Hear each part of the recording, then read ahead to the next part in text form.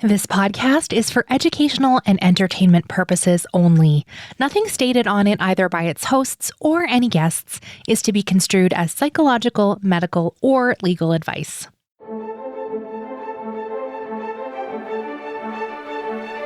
You're listening to Adoptees On, the podcast where adoptees discuss the adoption experience. I'm Haley Radke. I'm so excited to welcome Professor and sociologist Dr. SunAh Laybourn. SunAh's brand new book is called Out of Place: The Lives of Korean Adoptee Immigrants, and it is definitely one you're going to want to add into your collection. Today we talk about SunAh's research, the realization that heritage culture camps are prioritizing adoptive parents' comfort, the public's perception of the still dire issue of adoptee citizenship, and I finally get to ask the question I've wondered about for at least 5 years. Is being an adopted person a distinct culture of its own? Before we get started, I wanted to personally invite you to join our Patreon adoptee community today over on adopteeson.com/community, which helps support you and also the show to support more adoptees around the world. We wrap up with some recommended resources, and as always, links to everything we'll be talking about today are on the website adopteeson.com. Let's listen in. I am so pleased to welcome to Adoptees On Dr. SunAh Laybourn. Welcome, SunAh.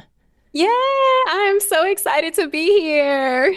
Fellow podcaster. Listen, my favorite people. Yes. I would love it if you would start out by sharing some of your story with us.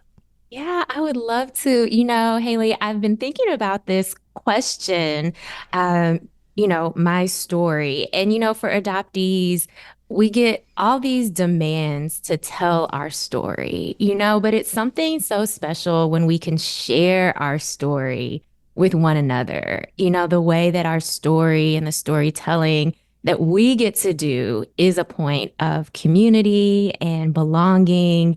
And it's not, a way for us to have to defend our existence or to make sense of, why we're here.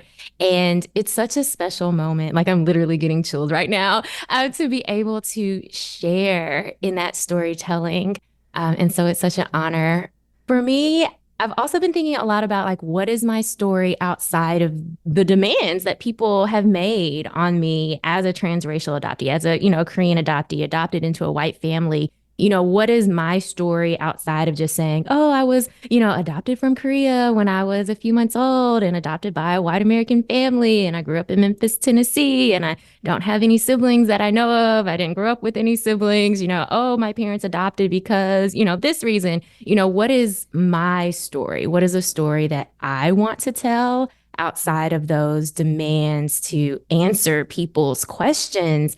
And for me today, anyway, I'm thinking about, my adoptee story as how I've been able to come to this place of understanding that I do belong, because for so long I felt that I didn't.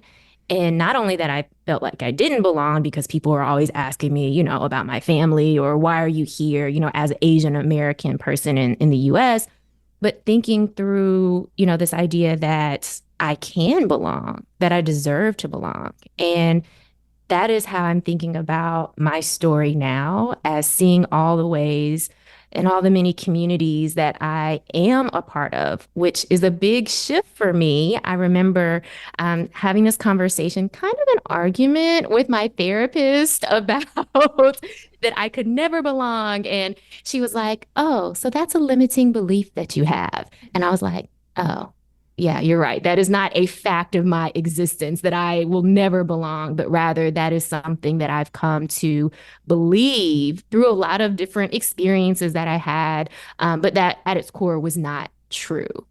And so that's kind of where I am, at least today, how I'm thinking about, my adoptee story. I have a question for you before we go any further, because you're a sociologist. And I got to tell you, I've been thinking about this for years, and I think you're the perfect person to ask this of. Ooh, okay. No pressure. Is being an adoptee, adult adoptees, is that a distinct culture? Yeah, this is such a great question. I say yes. I say it's definitely a distinct culture. And when we think about culture, it's about the meanings that we share. It's about shared feelings, shared experiences, shared language, right? A shared way of seeing the world and interacting in the world. And certainly as adoptees, and particularly as we come to consciousness, which for a lot of us does happen in adulthood, I see us making our own adoptee identity, adoptee culture, adoptee shared meaning making. And isn't it so beautiful to have a community to which we belong, that we have our own experiences, language, ways of feeling and seeing the world that we share among one another, and that other people, they can't understand, right? They might be able to learn about and try to imagine, but there's a feeling, right, that we share because of this experience that we have that really can't be explained in words. It is felt and shared among us, and that's so beautiful. I suspected. Thank you for confirming. I I I wonder if you can take us down the personal a little bit, because am I correct in understanding that your first kind of toe into adoptee community was when you started interviewing adoptees that eventually turned into the book we're going to talk about today, which is Out of Place: The Lives of Korean Adoptee Immigrants? Yeah, that is correct. I grew up in Memphis, Tennessee, and because of the way, well, I don't want to say because of the way that I was adopted, but certainly it probably played a role in it. My parents adopted me when my dad was stationed in Japan. And so he spent the first couple of years in Japan on a military base, which meant that we weren't connected to like an adoption agency, which also meant we weren't necessarily connected to other adoptive families. And so for me, once we finally moved to the US, moved to Memphis, where I ended up growing up, I wasn't connected to any other adoptive families, any other adoptees. And I didn't know that there were other like I didn't know it was a thing, like it felt very singular and very isolating and very individual.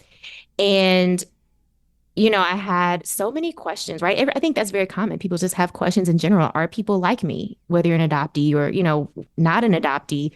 Are there people like me? And I found no validation, affirmation, confirmation that there were. And so, as many questions as I had, and as many ways that I tried to answer that question, whether through the library, there was not the internet. Okay, people, there was not the internet when I first was having these questions. So, you know how old I am. But there's not the internet as we know it today. So, I couldn't, jump on Facebook and connect with people or. Well, hold on a second. What year were you born? I was born in 83. Yeah, me too. Good God, no internet. We were not on the internet when we were like 5, 6, 7, 8 years old. Okay. Like we were on the Encarta CD, like pulling up some information, but not like the way the internet is now, where you could like Google something or ask Jeeves or anything like, right? And so you're lighting up parts of my nostalgia area in my brain.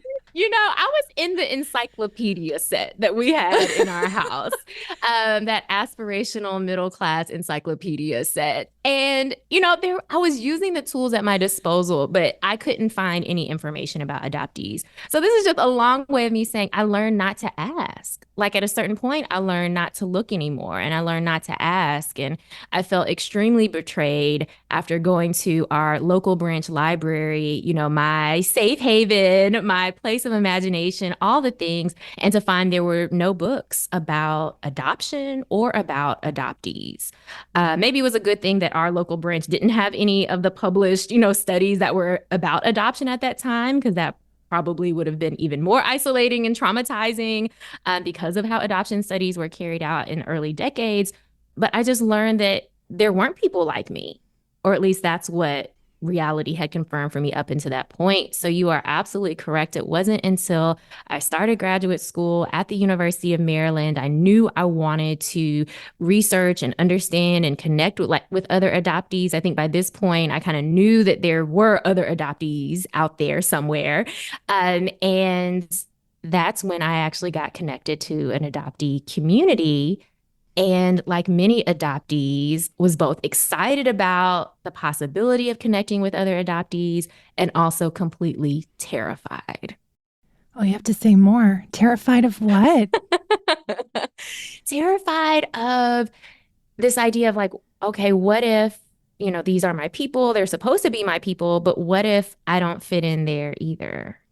Or what if they don't like me? Or, just all the fears that we have about, rejection. And so it took me a while to actually really connect with the adoptee community. So I mentioned being at the University of Maryland. So in the broader DC area, there's Adoption Links DC, a Korean adoptee group in DC. And I knew they existed, but I was really afraid to get involved because, again, that fear of like, what does it mean about me if these folks who are supposed to be just like me don't like me, or I don't like them, or I still feel like an outsider, then it really is me. I know you've shared before that your adoptive mother passed when you were still a kid. And I heard you talk about how, I think it was Kaomi on the Adopted interview. She was like, did you picture it as being losing your second mother? And you said no at the time. Do you think having like lost a second mother has impacted your feeling of being very sensitive to possible rejection? Yeah, I mean, so many things happened during that time in my life that made it I didn't want to even take the risk of having relationships. My mom passed when I was 11 years old. She had breast cancer. I was the last person to see her alive, which as a child, I made sense of as like, I did something, right? Like, of course, she had been sick and she was in hospice care. And so it was very much inevitable that she was going to pass. But still, even then, like as a child, you think like, I must have done something wrong. Again, that idea of like, it's something about me, like there's something wrong with me. And then shortly thereafter, my favorite uncle came to live with us. And then he passed right in our living room, right in front of me, had a brain aneurysm. So again, something completely unavoidable. But the way I was interpreting, these losses was that everybody who loves me leaves me. And so very much from that point, as a young child, I was like, it's not worth it to have, deep committed relationships of any kind, friendships, romantic relationships, family relationships. And as a protective measure, I was like, I'm just not going to allow myself to get that close to people. And I felt that way for a very, very, very long time. And what's changed for you? Because I hope something has. Yes. It's so bleak. No one will ever love me. I know, right? Well, it's just like I didn't feel like it was safe. It didn't feel like something safe to do. And, I did have a very big shift, thankfully. And it happens, I don't know how to make sense of it, right? I can't tell you this nice linear package story, but I can tell you that in 2018, I reclaimed my Korean birth name. And so I legally changed my name. I know sometimes adoptees change their name socially or just in certain settings might change their name, but I wanted to legally change my name because there is something about that authority of saying like, I've legally changed my name. It's on my ID. Like you will call me by this name. This is who I am. And that was really important for me to make that claim and have, proof or evidence or whatever that like, this is how you will refer to me. And this is how I'm referring to myself. And I think that set me on a path to be all of me. I like to say like all of me all the time with everybody instead of trying to hide parts of who I am or try to make it safe, not even for me, but for other people to not see parts of who I was. And with that realization of wanting to be all of me, all the time with everybody and understanding my self-worth, I think, and my whole identity and not wanting to hide parts of who I am or not wanting or no longer feeling ashamed. I think that feeling of shame, that idea that something is wrong with me, right? Releasing that put me on a path to say, there's a big life for me that I have been not allowing myself to accept. And part of it had to do with not wanting to be vulnerable, not wanting to have deep, committed relationships. And just something in my mind said the only way to have that big life that we all deserve and that big love that we all deserve was to have relationship, to be vulnerable, to let people in, to believe that people love me, to believe that I could belong.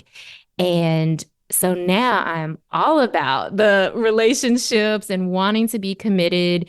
And it's been a major shift for me, but definitely has been worth it.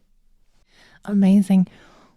What part of interviewing adoptees for research, like this is for research purposes, so you can kind of like build a line in your own self, I think, when you're asking them the question.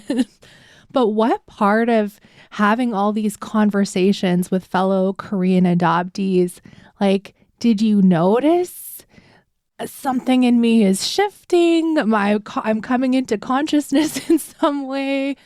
Do you have a moment you remember or something you identified with one of your respondents saying to you?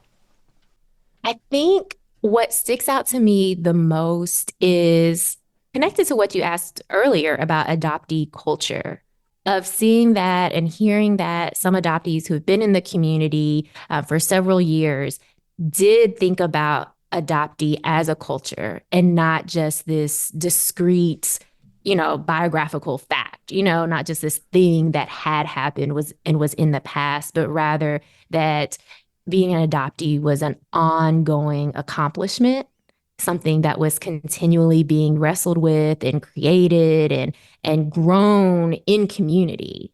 That was a very different way for me to think about, again, something that I had thought about as like, oh, this is just a fact of how I came to be in my family. And that was a new way of thinking, that being able to define adoptee for myself, but also within community, which I think is just so key of, again, not it being something that was individual to me, but something that was shared and that it was meaningful and positive and expansive and something I could claim versus something that someone else used to say you're different or you're less than. And so that I think was a big revelation that came both slowly, but also kind of all at once, if that makes sense. And I'm just going to say there are definitely a couple of folks in the book that you quote or share some of the insights that say that don't identify with being a part of adoptee culture and are actually not necessarily against it, but are actively choosing not to participate in it for various reasons. Do you have a comment on that? Yeah, I mean, I think we're all trying to find a way to belong and to feel safe. And it might look a lot of different ways for people. Sometimes it might look like not wanting to have relationships and not being able to believe that you could belong, right? And sometimes it can be, that there is a shared source of feeling, a shared experience. And so Everyone's experience is different. How everyone makes sense of being an adoptee is different. I don't think there's a right or a wrong way. But I can understand and empathize with folks who are like, no, being an adoptee is just, this thing that happened in my life and it doesn't mean anything to me. And in fact, I think people who, find meaning in being an adoptee, there's something weird about them, which some of the people in the book do say. And I get that because for so much of, I'll say for my life anyway, that's how it's made to feel. So why would somebody want to identify with something that for so long, so many people have said that's what's wrong with you. So I can understand why people would feel that way. And why would anyone make it their entire personality and have a show about it every week and just constantly talk about it for years and years and years? I don't know. So weird. I don't know. So weird. Okay. I have literal pages and pages of notes from reading your book because I'm super into being an adoptee. So this weird. should not be embarrassing because this is my whole job. Okay. First, I want to talk about you talk to some Korean adoptees who identify as white. Mm-hmm. And in my own personal relationships with fellow adoptees, like I've heard that from friends saying, I look in the mirror, I expect to see a white person. Mm-hmm. And for me, white woman, I'm like, okay, I don't understand. But there is this expectation that you're look like part of your family. Yeah. And it's incongruent.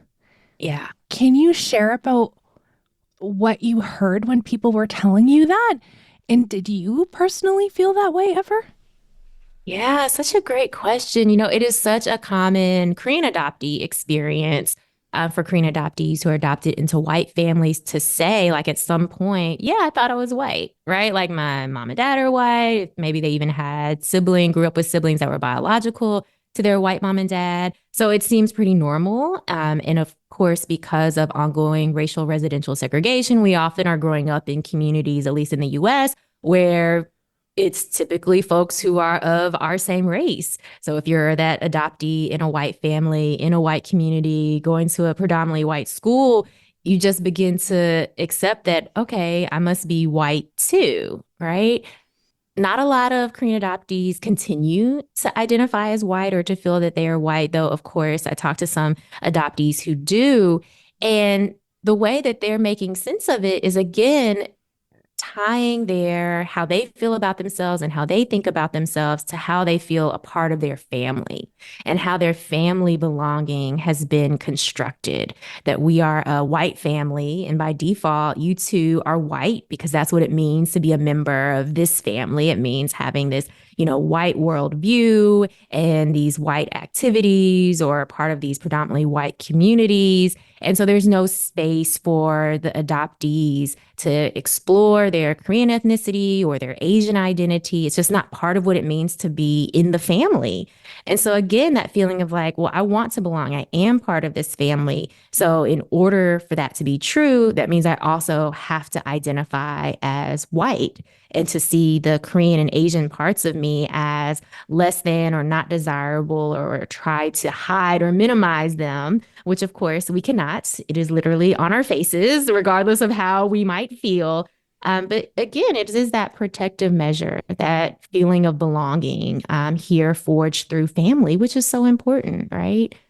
For me, I never had the opportunity to think I was white. I grew up in Memphis, Tennessee, a very black-white city, and it was very apparent to everyone around me that I was not white and I was not black, and people made sure that I knew that. It seems like it was a daily occurrence that people were asking me, like, what are you? Or telling me that I was Chinese, right? That's the idea of every Asian person in America is like, you have to be Chinese. And so I never got the opportunity to think I was white because no one would allow me to believe that about myself, whether or not I may have, eventually developed that idea, who's to say, but I was never given that opportunity. So no, I very much knew that I was not white. I knew that I was Asian, even though I didn't really know what that meant, right? I wasn't part of any Asian groups, any Korean groups, I wasn't seeing Asian people on a daily basis in my community. So there was no way for me to make sense of like, okay, I understand this word and that I'm supposed to be this, but like, what does it mean for me? I don't know. Okay, we're going to go to the adoptive parents. Mm-hmm. And this is going to really sound ridiculous, but I had a light bulb moment in reading your book that I can't believe hadn't come to me yet. And I've spoken to many, many adoptees who have gone to heritage culture camps.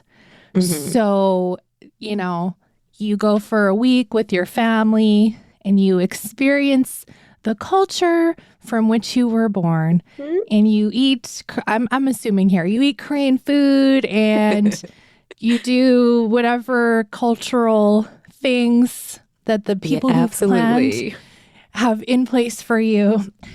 And you write, oh my gosh, this is so good. Activities picked prioritized white adoptive parents' comfort rather than adoptees' racial or ethnic socialization.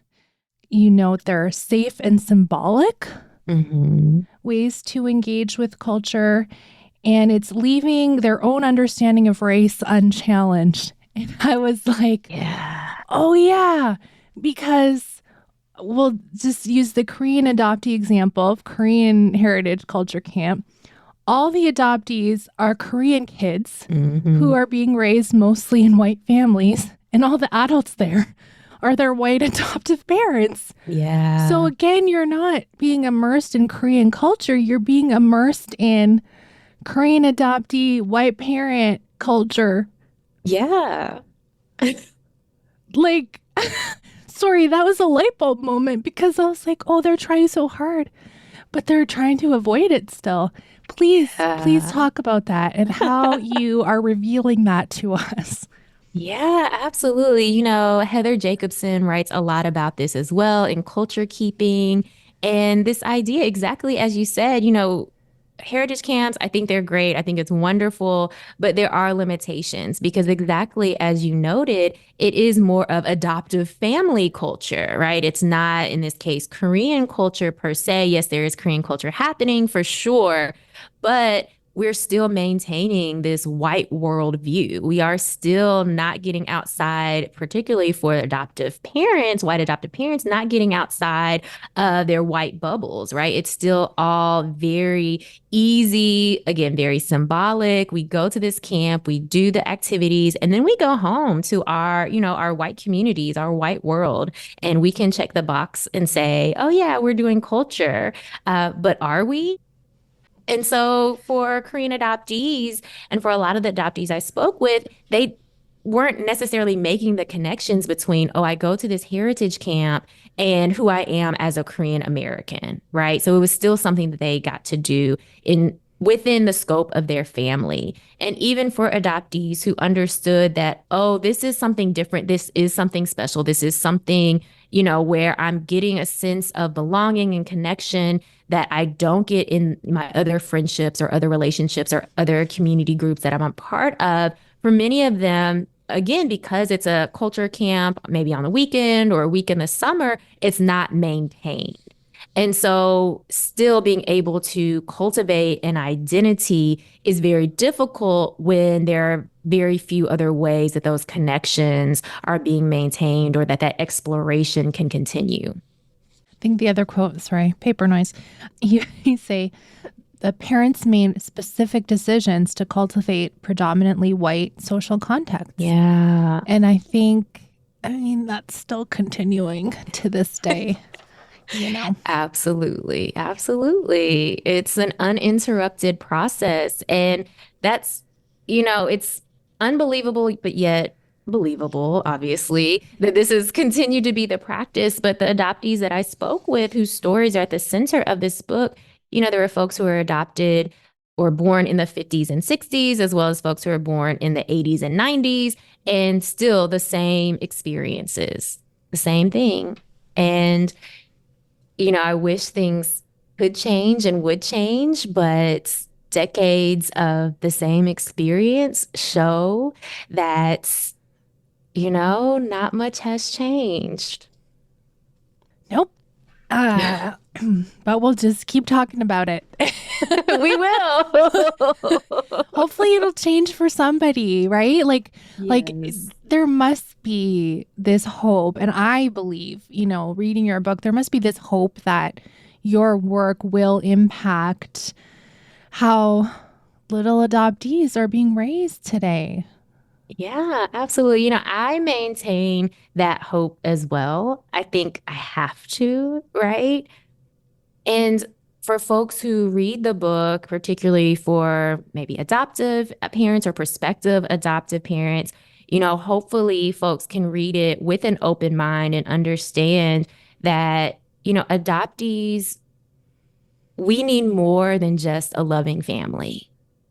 We need more than that. We live in a society that where love is not enough, right? We're still experiencing the world and all the inequalities that exist.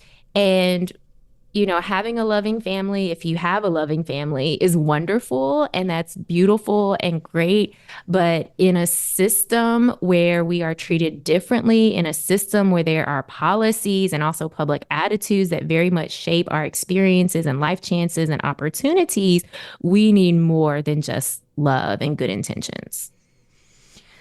Let's talk about the adoptee as immigrant.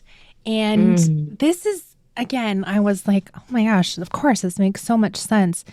You so amazingly tackle the adoptee citizenship issue, which is something we've been covering on the show for many years.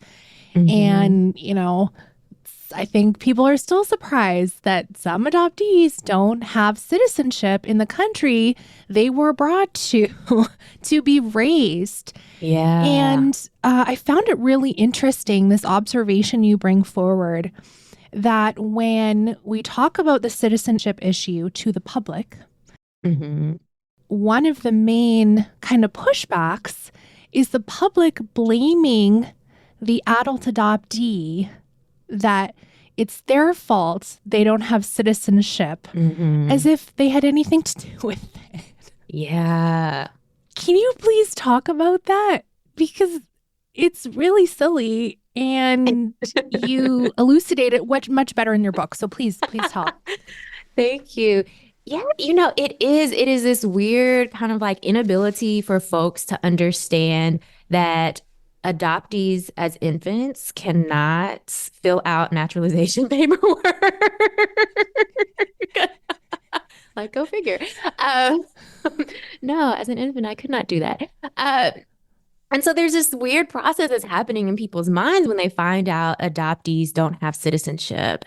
Then we see this shift in framing. And what I talk about in the book is, adoptees in our minds are these, children that are in need, these lovable, cute children that we can rescue and take care of and, fulfill that need of family, right, for us, or this idea of family. But then when adoptees grow up, and particularly for those of us who are Korean adoptees or adopted internationally, we grow up and all of a sudden, we're not children. So people can't make sense of that. Wait, you're an adoptee, but you're an adult. Like that doesn't make sense. And so now they're like, okay, how am I making sense of this? And they're like, oh, and particularly for Korean adoptees, right? We're Asian in this nation where Asian is seen as the other and not American. And so now they're like, oh, okay, immigrant, foreign, you don't belong here. You're trying to, again, like you're lazy or you're trying to steal from the system or you didn't do it the right way, right? All these arguments that circulate about immigrants, in particular, quote unquote, illegal immigrants. And so then we get seen through this framing that Americans can kind of very easily pick up on, right? This idea of like immigrants being bad and, all these stereotypes and racist beliefs that we have. And so you see that in the book. I'm thinking about, one of the quotes that one of the adoptees I talked to was explaining, like, oh, people say, well, they should have done it. They should have taken care of this. And you're like, but we're talking about someone who was adopted as a child. Like they were supposed to do this. And out of sight, out of mind are adoptive parents, the government, legislators, just all of this personal responsibility, right? Something else that we really emphasize in the US. Personal responsibility is like, oh, well, you should have done it. It doesn't matter what the circumstances were, it's your fault. And then the next shift that is here is that you mention there's this idea that citizenship should be earned while the rest of us are born into it. Absolutely. I mean, it's really phenomenal how our mind just kind of shifts to all these different arguments that really make no sense. And that's kind of the point, like this whole situation of adoptees being undocumented makes no sense. And so people are relying on these other ways of thinking or explanations that also don't make sense without just looking at the kind of obvious answer in front of us, which is like, okay, this was a policy failure and we need policy to address it. It's not about, can I earn citizenship? It's not about, I should have done this myself as an infant, but it is a policy failure. And guess what? In this case, the solution actually is derived from the problem. Of course, there are many problems we could also talk about, but in this very small piece of it, we're talking about policy oversight, and we, in fact, could enact policy to change it. Maybe someday somebody will be listening to this interview and they'll be like, they already did. They fixed that. Right? That's the hope. Yeah. What a dream. Yeah. What a dream. So you wrote a book, you got your degree, you have a lot of podcasts, you do radio hosting, you got a lot on the burners, SunAh. There's a lot going on. Do you ever pause and think about the impact of the work that you're leaving in the world? No. No. All right. No, I don't think anyone has ever asked me that question. No, and I don't think it's any of my business, the impact. I think it's my business to do the best work that I can, and how it's received is not really, like, I don't know. That idea of impact, such a great question, because I'm really like, I don't think about it. I think about, have I done the best work that I can do? Have I done the best work that I know I'm meant to do or feel purpose to do? And just release that out into the world and know that it'll go to the places it's meant to go and that it'll do what it's meant to do. I think sometimes when we're too focused on impact, that it can cause us to do things in a way that might get more visibility, but might sacrifice the goal or the purpose or I don't know, I'm at a loss for words right now for what I'm trying to find. But no, I don't think about the impacts. Has delving into adoptee rights and studying the impact adoption has had on fellow Korean adoptees, has it impacted your family relationships? Oh, this is juicy. It has in a lot of different ways. So I talked earlier about wanting to hide parts of who I am. And my work is all about race and racism and adoptees and adoption. And I never talked to my family about that.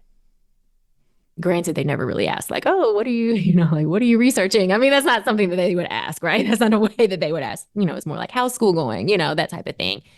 And I very purposely never shared that with them that, hey, actually, I'm a sociologist who specializes in race and ethnicity. My dissertation is about Korean adoptees and identity development and citizenship. And yeah, I never shared that with them.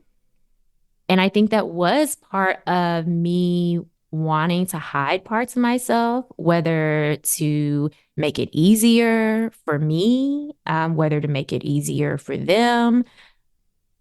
As a professor, as a teacher, I teach classes about racial and ethnic inequality, but these are not conversations that I have with my white family or I have very minimally. And I learned that talking about race and racism in those ways was not an acceptable way to be part of the family. And I'm saying that now as I'm like, okay, you literally probably wrote that exact sentence in the book because that's what the adoptees I spoke with, that's what they were learning. But that's what I was learning too, that there's a way to talk about race or racism and then there's a way to not talk about it. And within our family, if you're part of our family, this is how we talk about race and racism, as if it doesn't exist or as if people are responsible. Again, that personal responsibility piece, right? My family is very conservative. So that's how I was learning that it was acceptable to talk about race as a member of this family. What would you say to other adoptees who might feel the same way? Like, I don't think it's even safe to express this. Do you think it's, I was going to say better. Like, is it safer to not address those topics? Is it, like, it's tough, right? I mean, there's not a good answer here. Yeah. Why don't you spitball? And we're not saying you're necessarily giving advice, but would you do things differently? I know that these conversations can be like family breakers, if it's unsafe for the adopted person to express this intrinsic part of themselves to the people who are supposed to have loved and nurtured you and cared for all the parts of yourself, but have failed in this one really important way, it can for sure feel unsafe to address that. Yeah. I mean, this is a difficult question to answer because on one hand, we could say, oh, like people are who they are. I firmly believe that our families are not very likely to change their ideas about race and racism because of what we say. Now, I know there are wonderful examples of adoptees and their adoptive parents who are learning alongside each other, and I think that's beautiful. I don't think it's the common experience. I think it's more likely that our families will change their mind about race and racism because of something that their peer, right, their friend, or, someone else says, but not what we say for a lot of different reasons. One, just family dynamics, right? If we're the child, right, and depending upon how your family feels about, elders and children and, all that, like they're not going to change their minds because of us. They're more likely to change their minds because of their own friends, right, in the relationships that they choose to have. And so I think it is an uphill battle. On the other hand, I think, is it safe for you to not be who you are? Because there's a cost that we pay for hiding parts of who we are and not speaking up when we know we need to speak up, and for remaining silent. There's a cost to that. And are we willing to pay that cost? I think regardless of the choice or the strategy that we decide, there's a cost that is going to be paid. And it has to be the cost that we can live with. So for me, I'm thinking back to, I guess this was 2012. Ferguson, Missouri, Michael Brown, or maybe even after Tamir Rice and Black Lives Matter was kind of first forming. And I had posted something on my Facebook page, Facebook, and, talking about police brutality. And one of my aunts was just extremely dismissive. And it ended up in lots of private conversations about her just telling me how like police brutality didn't exist and like racism didn't exist and, all these things. And I just eventually had to tell her, like, we can't have these conversations. And like, I'm not going to have these conversations with you.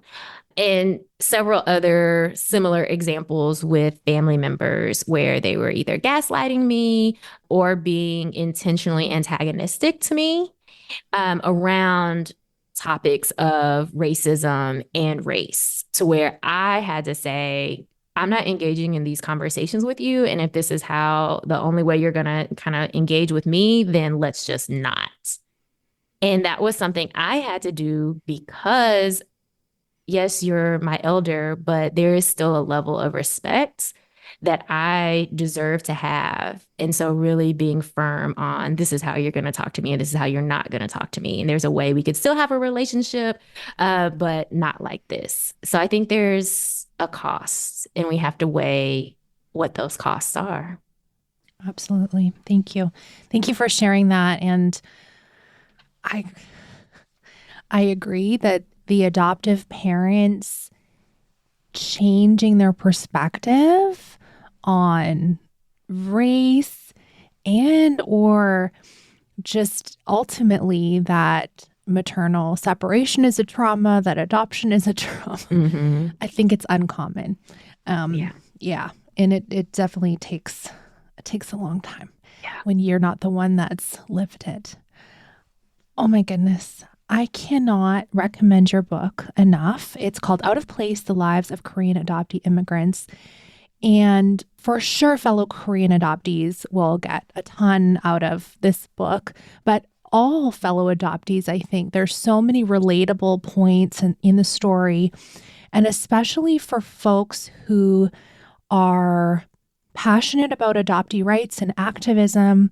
You lay out some really concrete points for us in terms of giving us the ammo for our arguments for adoptee citizenship, for example, as we discussed earlier, and for pointing out that white adoptive parents of children of color are not maybe doing their best work.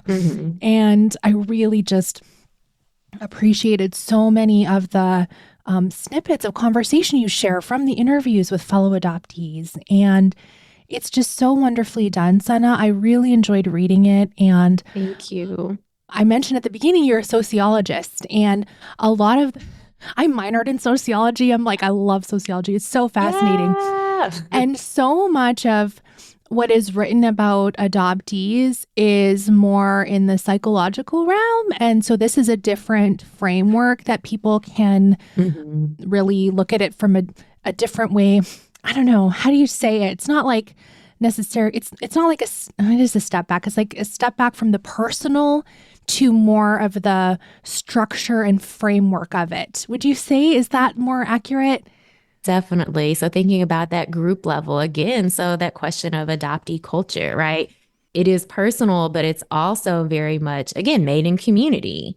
And so while there are a lot of personal voices in the book and voices of individual adoptees, it is that lens of how are adoptees collectively creating identity and collectively creating culture. Very powerful. And we didn't even get to this, but there's this piece of language you gave me, which is the biculturalism. Can you explain that? Because I think that's probably really helpful for a lot of adoptees to hear. Yeah, absolutely. So we think about biculturalism in terms of assimilation or in terms of folks, from one culture, living, growing up, or coming to live in a different culture. And so we could think about biculturalism in terms of having and holding two different cultures. So maybe it is Korean culture and maybe it is American culture and being fully immersed and well versed in both cultures. So having that biculturalism. In the book, I talk about, how some adoptees, they might develop some biculturalism, right? We learn a lot about our birth cultures, language, culture, et cetera. But then also for adoptees, we might be creating something completely different, an adoptee culture, for example, that might be drawing upon a heritage culture or a birth culture, but also the culture we grew up in, but not to the same intensity or the same degree, but instead kind of merging different pieces of those cultures into something else. See, look at all the stuff you're going to learn when you read SunAh's book. Okay. It's so exciting. It's out in the world. If you're listening when this episode is dropped, it's just out, and so you can grab it wherever you get your books. And what did you want to recommend to us?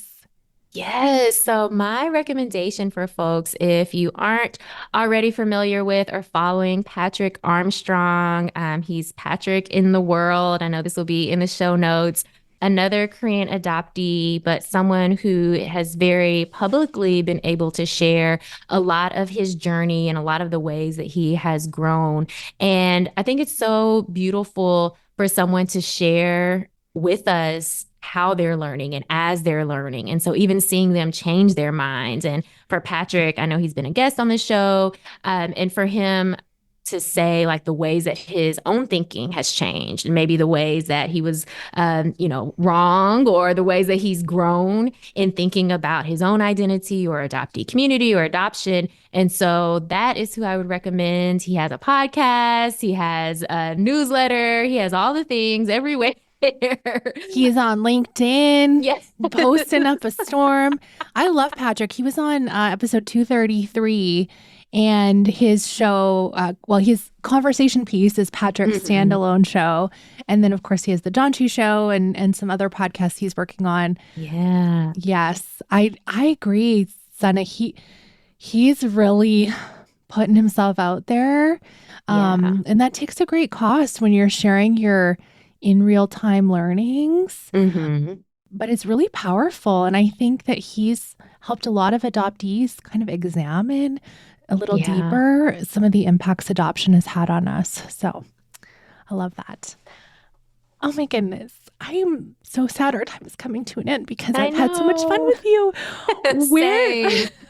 Where can we find your book, connect with you? And if you loved SunAh's big energy and all the things, I know we can hear from you in places too. So tell us all the stuff. Absolutely. Well, the book is Out of Place, The Lives of Korean Adoptee Immigrants. I would love it if you shop local and bought it from your local bookstore. I think that's so important for our communities, wherever your community may be. So please shop local, buy the book. You can find me. I'm most active on Instagram at SunAh Marie Only. And you can catch up with me and see what's going on in my world and we can stay connected. And that would be wonderful. And of course, the easiest way to find all the academic things that I'm doing is on the website, sunahlaybourn.com. And we could definitely stay connected and continue to learn from one another. And you have a radio show, which is also available in podcast form. Yes, yes. And there's several episodes where you interview fellow adoptees. Yes. And you never hear it here, but you interview authors of books that have adoption as strong themes. But if they're not adopted, they don't get to come on Adoptees On. But SunAh will interview them. There's some really great episodes. We'll link to those in the show notes. What's the name of your radio show and where can people find that? Yeah, it's called Let's Grab Coffee on WYXR, which is our local community radio station here in Memphis, Tennessee. But as you mentioned, available in podcast format. So go ahead and subscribe. And again, more opportunities for us to learn together. And I so appreciate that you bring your adoptee lens to your listeners. And Yes. you're doing adoptee activism in a multitude of places. And I thank you for that. Thank you for sharing your story with us and your wisdom. I really enjoyed our conversation, SunAh. Yes, thank you so much. Oh my goodness. She is amazing. So fun and knowledgeable. Definitely one to follow. I want to let you know, if you're listening the day this drops, you still have a chance to join us for our discussion of the brand new YA anthology, When We Become Ours. We are talking about it on the morning of January 20th, 2024, with editors Shannon Gibney and Nicole Chung and a couple of the contributing authors. I hope you will join us. It's going to be a fantastic discussion. If you're listening after this has already aired, we will have the recording for you up in Patreon so you can enjoy it that way. That is one of the ways you can support the work of Adoptees On and help continuing to pay for production of this podcast. If you go to adopteeson.com/community, you can find out how to join. There is a 7-day free trial. We would love to have you with us. And all of our live events are adoptee only. So it's a good vibe, yo. I'm so thankful for every single one of you that supports the show and continues to help us do this work for you. I am so grateful for each one of you. Thank you so much for listening to Adoptee Voices. Let's talk again next Friday.